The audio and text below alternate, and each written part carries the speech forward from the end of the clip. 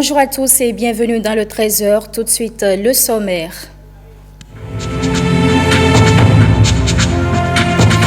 Trois ans déjà que le programme d'action du gouvernement est lancé. Quel bilan faire du PAG? Élément de réponse dans ce journal.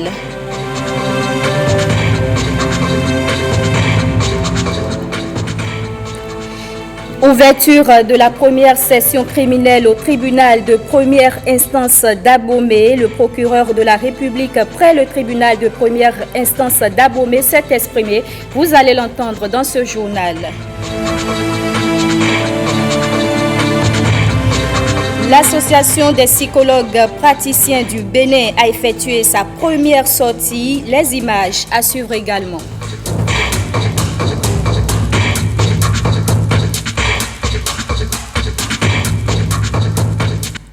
Audience au palais de la présidence de la République, le chef de l'État a reçu ce matin le vice-président de la conférence consultative politique du peuple chinois.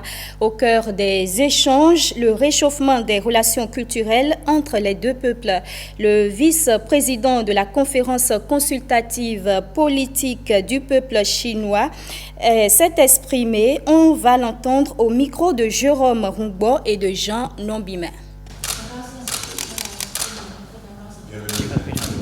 Nous avons une rencontre chaleureuse et je suis profondément impressionnée par l'enthousiasme du président Talon. Et notre rencontre portait sur le renforcement des relations bilatérales entre la Chine et le Bénin. Et nous avons dégagé le consensus de promouvoir encore davantage l'amitié traditionnelle entre nos deux pays pour le porter à un niveau encore plus élevé. Je suis venue ici à la tête d'une délégation de la CCBBC et je mesure pleinement notre volonté de bien mettre en œuvre le consensus dégagé entre les deux chefs d'État l'année dernière au sommet de Beijing du FOCAC. Et nous allons déployer des efforts encore plus inlassables et plus grands pour bien mettre en œuvre ce consensus.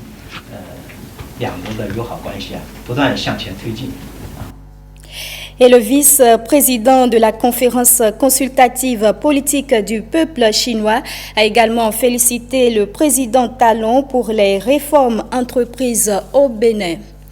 Bobé dans la 22e circonscription électorale et Adjawere dans la 21e ont accueilli les députés de l'Union progressiste de la région pour des séances de reddition de comptes. Des parlementaires et membres fondateurs du parti ont en effet exposé à leurs militants mais aussi aux sympathisants de l'organisation les contenus des 6 lois votées au Parlement en lien avec les recommandations du dialogue politique.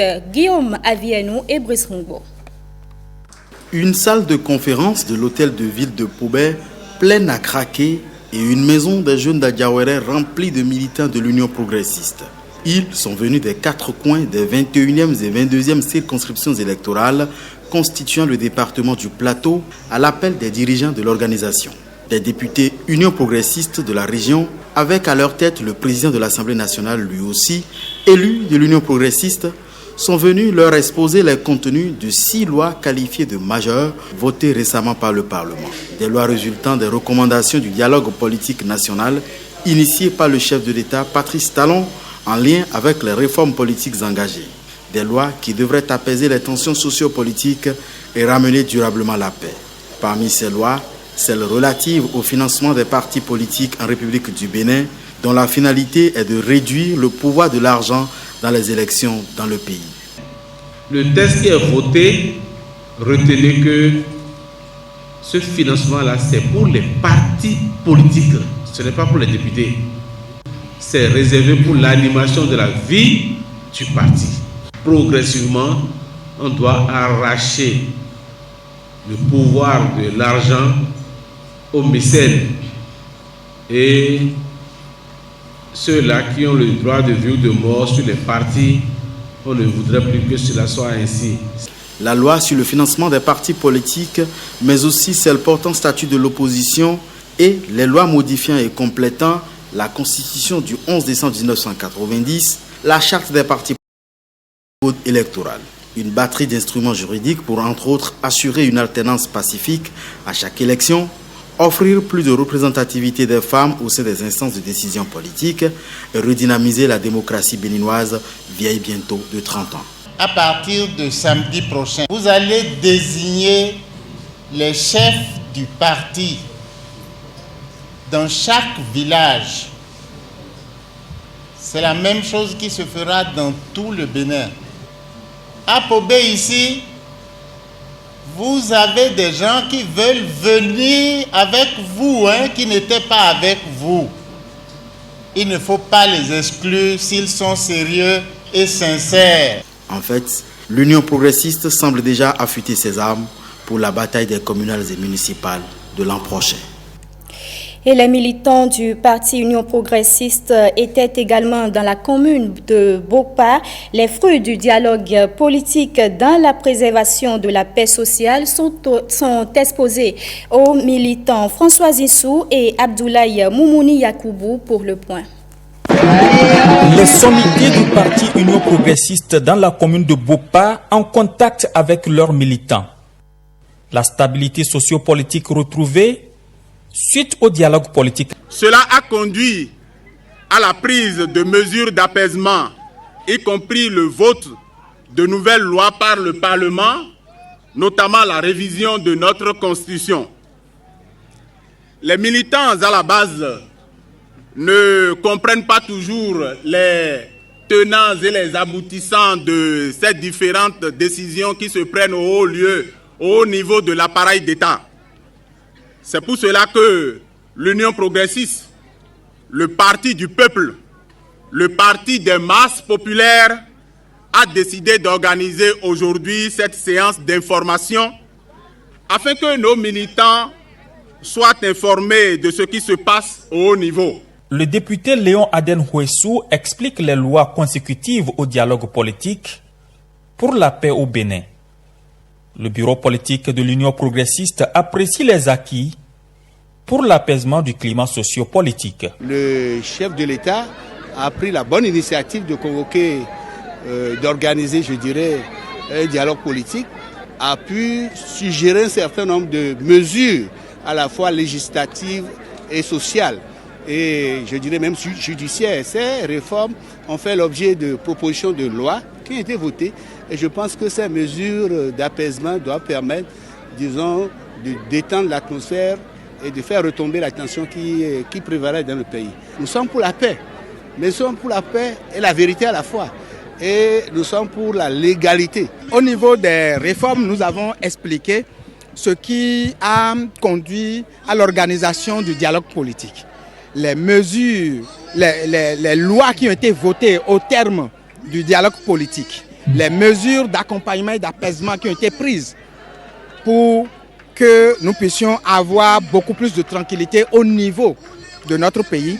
Nous avons également profité pour expliquer et parler de quelques réalisations dans le cadre du programme d'action du gouvernement au niveau de notre commune, la commune de Bopa. Les réalisations du programme d'action du gouvernement dans les domaines éducatifs et sanitaires, dans le cadre du bien-être des populations de la commune de Bopa, sont également évoquées aux participants. Comme également les membres du parti Union progressiste ont procédé à ce même exercice. Ils ont rencontré leurs militants. Le point avec Abdoulaye Moumouni Yakoubou. Cette séance de reddition des comptes est une instruction de la direction exécutive nationale de l'Union progressiste. Le point des différentes lois votées à l'Assemblée nationale est présenté aux militants. Nous avons fait la descente sur le terrain pour rencontrer nos mandats d'Atiémé, de Grand Popo et de Komé, donc la 17e circonscription électorale, pour expliquer la substance des lois votées à l'Assemblée nationale, partant de la révision de la Constitution, la charte des partis politiques, le code électoral, et le financement des partis politiques, et la loi d'amnistie. Tout ce que nous avons fait pendant ces derniers temps concernant les lois votées, c'est sur ça que nous sommes revenus au niveau des populations pour leur expliquer la substance, l'essence, parce qu'il y a la loi, il y a l'esprit de la loi, pour expliquer aux populations le bien fondé de ces lois-là pour le développement de notre pays. Les participants expriment leurs préoccupations sur les questions de développement de leur localité. L'élu du peuple est convaincu des actions et projets du gouvernement pour améliorer le quotidien des populations. Le programme d'action du gouvernement est en marche. L'asphaltage aujourd'hui est une réalité. Les marchés à construire, des marchés de type moderne à construire à Cotonou, et ça va finir dans les autres villes.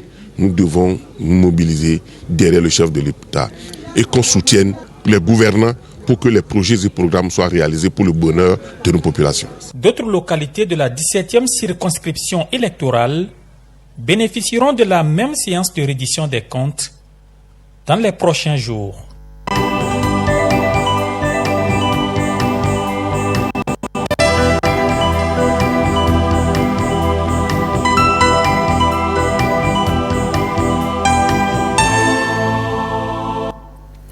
Trois ans déjà que le programme d'action du gouvernement est lancé. Quelles sont les avancées majeures dans l'exécution de ce programme? En quoi a-t-il réellement impacté le quotidien des Béninois? Lénaïk Agbazaou nous répond.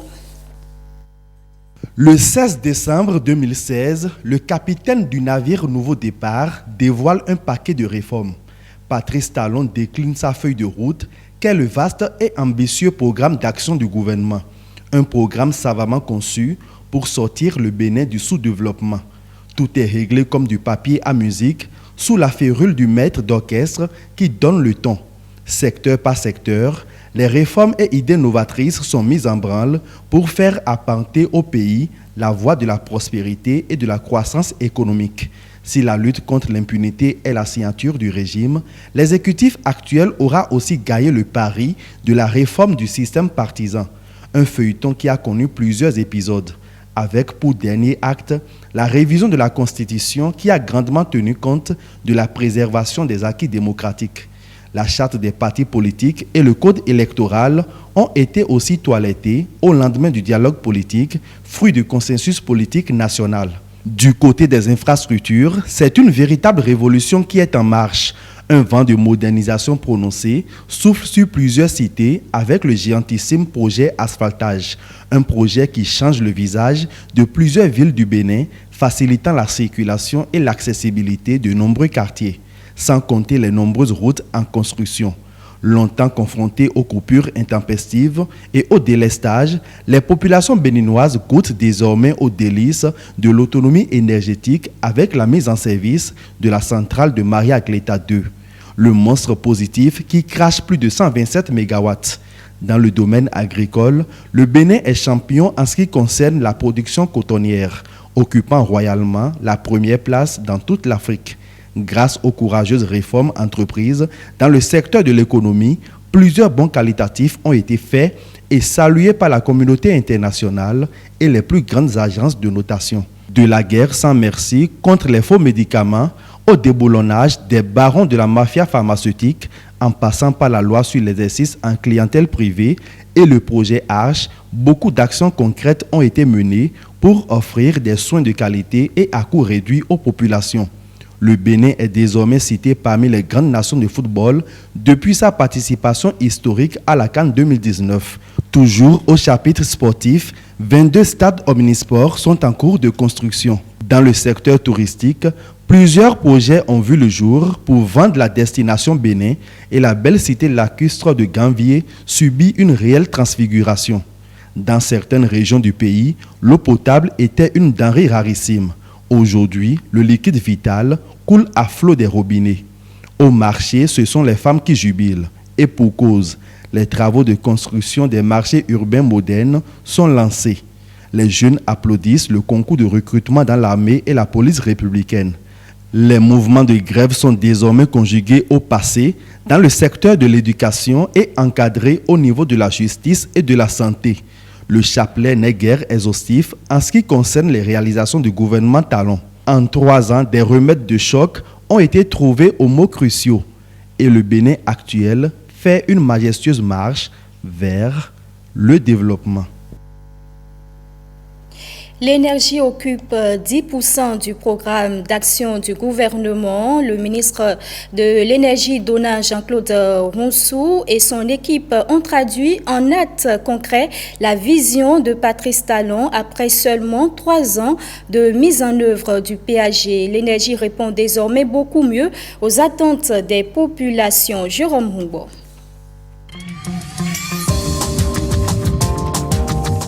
Décembre 2016, au programme d'action du gouvernement présenté dans les règles de l'art, en présence du capitaine du navire 229, la vision du président Patrice Talon était clairement affichée. Faire en sorte que nous ne courions plus après la demande, mais que nous ayons une vision avec une visibilité donnée à nos concitoyens pour que l'électricité, désormais dans ce pays, soit disponible en quantité, en qualité et à l'heure. Je dis bien à l'heure, c'est-à-dire quand on en a besoin. L'ambition ainsi dévoilée vient répondre à une situation énergétique catastrophique où le délestage était la chose la mieux partagée. 4 projets phares sur les 45 du PAG sont confiés à l'énergie. Et comme l'homme qu'il faut est à la place convenable, Donat Jean-Claude Ronsou a tout fait d'appuyer sur le rouleau compresseur. Premier chantier, l'augmentation des capacités en matière de production. Les jadis musées de Porto Novo, Parakou et Natitengu ont été réhabilités et crachent désormais 30 MW. Avec le gouvernement actuel, avec son soutien, son apport, 6 groupes ont été réhabilités ici. Donc on peut dire que les 6 groupes peuvent tenir tout Parakou. Tout s'est bien passé, les normes sont respectées et aujourd'hui, je peux déjà me réjouir pour dire que quand il y aura un déficit, et du coup, on pourra facilement s'accrocher au réseau. Franchement, là, actuellement, on a une grande puissance sur le réseau. On remercie en fait l'État béninois et le support de la SB2E. Donc, moi, je vois cette vision vraiment performante. Et je pense que d'ici quelques années, au Bénin, on verra d'autres projets d'énergie qui sont en cours. Je pense que c'est une bonne politique. Parallèlement, un projet pharaonique et historique prend corps. La construction de la centrale thermique de Maria Gleta 2 est vécue par le peuple comme un tournant décisif pour Patrice Talon d'impacter à jamais le vécu quotidien des populations béninoises. Tout pessimisme fait progressivement place à l'optimisme. Il y a toutes les raisons aujourd'hui d'être optimiste, que le Bénin est désormais sur une voie, je dirais, historique pour faire en sorte que toutes les souffrances que nos concitoyens ont rencontrées pendant des décennies doivent bientôt être conjuguées au passé. Nous sommes en train de gérer un projet dont le niveau d'obstacle a été minimisé par le gouvernement. En 18 mois de travaux acharnés, le joyau qui fait la fierté du Bénin est inauguré. Donné pour 127 MW, les tests d'endurance, je dis bien d'endurance, qui ont duré des semaines et des semaines, ont confirmé que cette centrale a produit et peut produire pendant des années 129,08 MW. Qui dit mieux?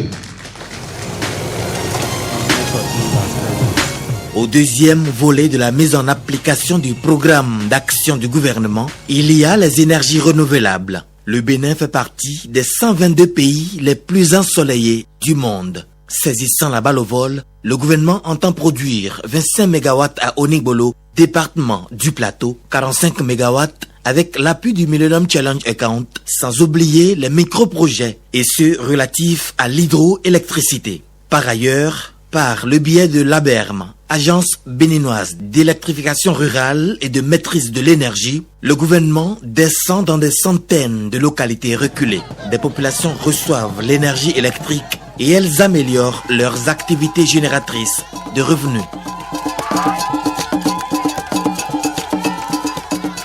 Il y a des buvettes qui fonctionnent normalement. Télévision aujourd'hui, si tu as les moyens, tu peux en acquérir sur les actualités. Donc ça fait du bien à la population. Avec l'arrivée de l'électricité, vraiment nous sommes à l'aise. Puisque entre-temps même, quand il n'y avait pas ici, on allait tous à Waké pour la fabrication de toutes ces choses-là. Aujourd'hui, le constat est là. C'est des axes éclairés et nous sommes heureux de vivre cela avec la communauté, toute la communauté de Porto Novo. Je vous dis que la lumière était attendue et la lumière est là. Je profite donc de votre passage au nom du conseil communal que je préside, le conseil communal de Pobé, et à mon nom propre, pour remercier le gouvernement du président Talon. Je ne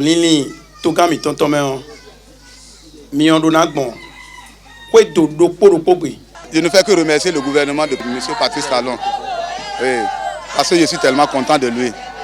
Tout ce qu'il a fait, vraiment, que Dieu l'aide à faire tout ce qu'il veut faire pour le Bénin. C'est le départ des ténèbres. Aujourd'hui, place à la lumière.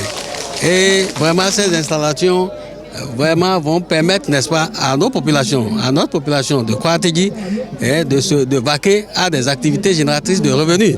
La célébration du 3e anniversaire du programme d'action du gouvernement ne saurait passer sous silence les efforts de tous les acteurs tant nationaux qu'internationaux et les partenaires techniques et financiers pour l'efficacité énergétique à travers une meilleure optimisation, mais aussi et surtout le projet historique de restructuration de la société béninoise d'énergie électrique. Et c'est à travers un contrat-plan. Le contrat-plan constitue le point de départ d'une nouvelle gouvernance de la SBE.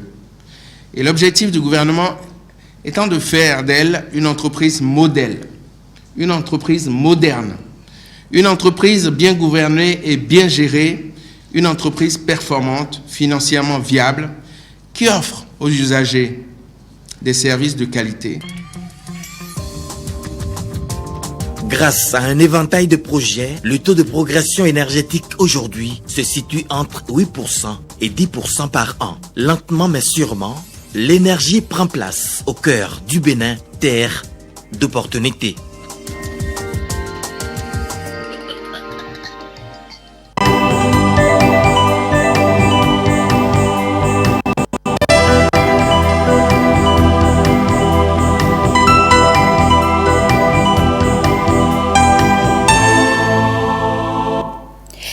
On évoque à présent la tournée du ministre de la Décentralisation et de la Gouvernance locale dans le département du Zou.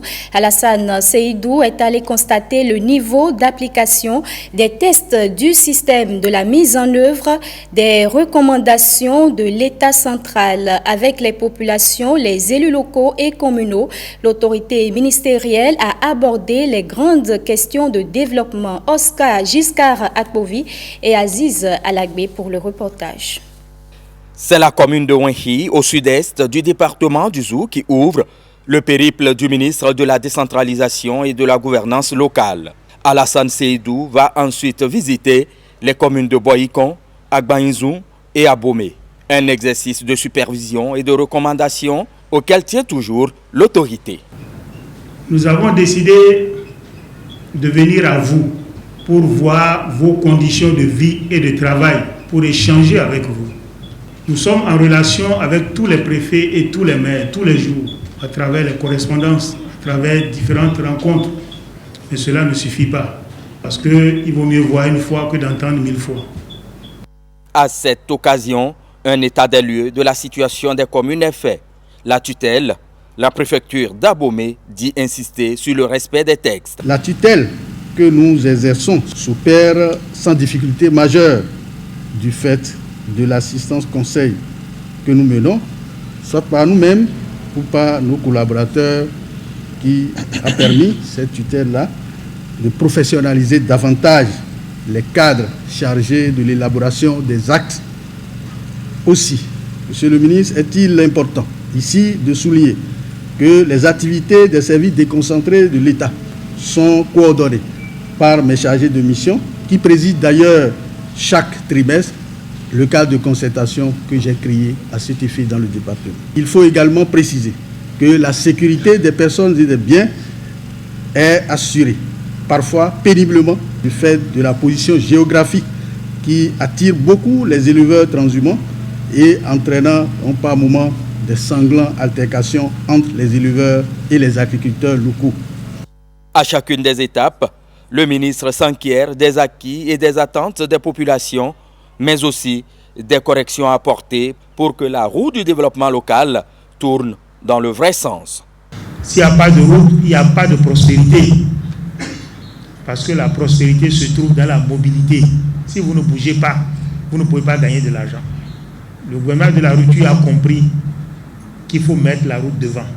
Et c'est ce qui se fait à Baïzo. Je crois que dans quelques mois, vous aurez une voie qui sera bitumée et vous pourrez aller revenir aussi comme les autres, sans problème. Et je salue cette initiative du gouvernement.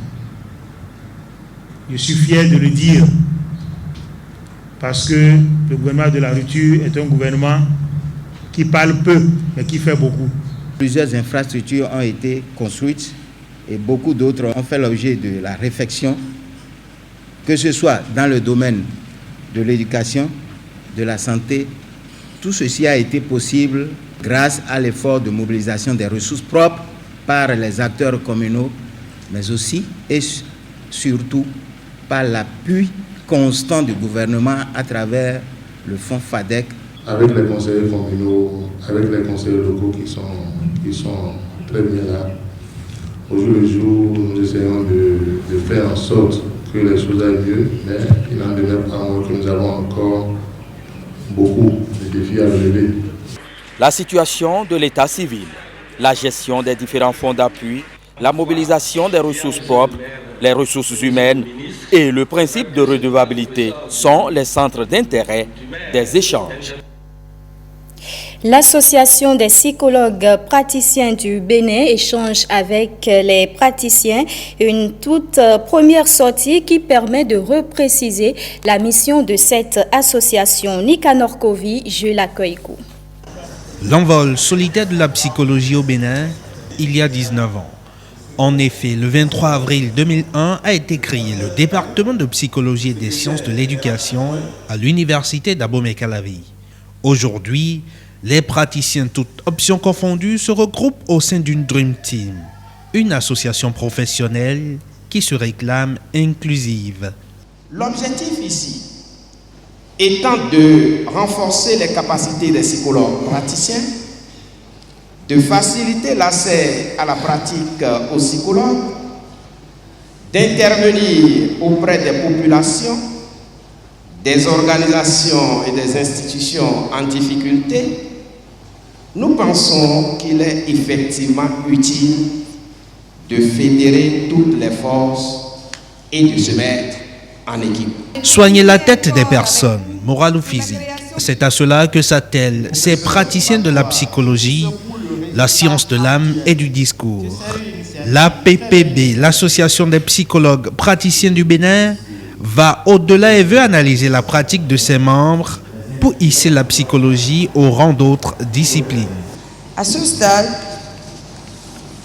je peux vous assurer d'une chose, que l'ensemble des différentes structures qui composent cette association constituent un très important réseau de compétences et de moyens complémentaires au service des initiatives individuelles ou collectives des psychologues. Cliniciens, psychologues sociaux du travail et des organisations, etc., tous ont leur place au sein de l'APPB, assure le président de la jeune association, comme pour lancer un appel à l'adhésion aux praticiens encore en retrait. Ce journal est à présent terminé. Merci de l'avoir suivi. Restez avec nous, nos programmes continuent.